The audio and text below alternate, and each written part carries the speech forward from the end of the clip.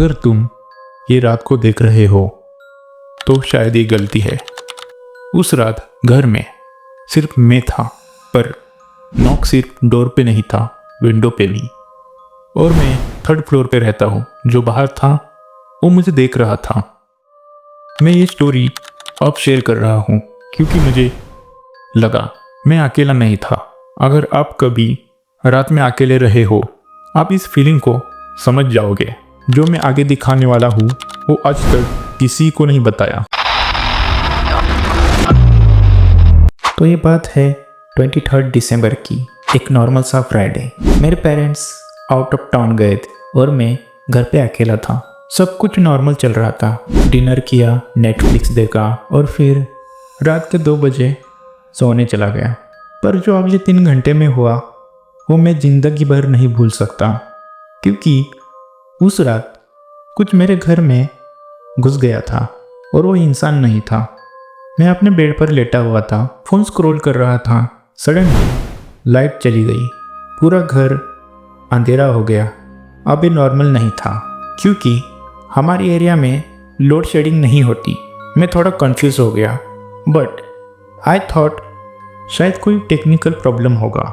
मैंने अपने फ़ोन की फ्लैशलाइट ऑन की और स्लोली रूम से बाहर निकला, स्विच बोर्ड चेक करने के लिए। जैसे ही मैं हॉल में पहुंचा, एक अजीब सी फीलिंग आई। ऐसे लगा जैसे कोई मुझे देख रहा है। You know that feeling right, जब आपको लगता है कि कोई आपको देख रहा है। मैंने इग्नोर किया, स्विच बोर्ड देखा, सब कुछ नॉर्मल था। मैंने एक बार लाइट का मेन स्विच ऑन ऑफ किया और लाइट आ गई। मैं वापस अपने रूम की तरफ जा ही रहा था, तभी मेरे रूम के डोर पे नॉक सुनाई दी 3 बार, बिल्कुल क्लियर नॉक। मेरे दिल की धड़कन तेज हो गई। मैं वहीं खड़ा रह गया क्योंकि मैं घर में था अकेला। विंडो लॉक थी, मेन डोर लॉक था, तो नॉक किसने किया? मैंने हिम्मत करके पूछा, कौन है? कोई जवाब नहीं आया। फिर से नॉक हुआ, इस बार ज़्यादा लाउड। अब मेरा हाथ कांपने लगा। मैंने स्लोली डोर खोला और बाहर देखा, कुछ नहीं था। एम्प्टी कॉरिडोर, सिर्फ अंधेरा। पर एक चीज़ थी जो अजीब थी। मेरे रूम के सामने वाली दीवार पे एक शैडो थी, एक इंसान की शैडो जो हिल रही थी। मैंने तुरंत लाइट ऑन कर दी पूरे घर की, पर वो शैडो गायब हो गई, जैसे कभी थी ही नहीं। मैं अपने रूम में वापस आया, डोर लॉक कर लिया और बेड पर बैठ गया।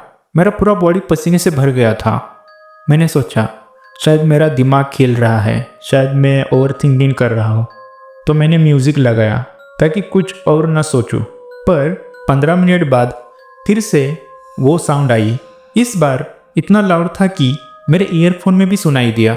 और ये नॉक सिर्फ डोर पे नहीं था, ये नॉक मेरे विंडो पे भी आ रहा था, दोनों तरफ से साइमल्टेनियसली। अब मैं पूरा डर गया था क्योंकि मेरे रूम की विंडो 3rd फ्लोर पे थी। बाहर कोई बैल्कनी नहीं थी। विंडो पे नॉक करने का कोई रास्ता ही नहीं था, अनलेस कोई दीवार चढ़ के ना आए या फिर कोई ऐसा हो जो चढ़ सके। मैंने कर्टन साइड किया और विंडो के बाहर देखा, और जो मैंने देखा वो मैं लाइफ में कभी भूल नहीं सकता।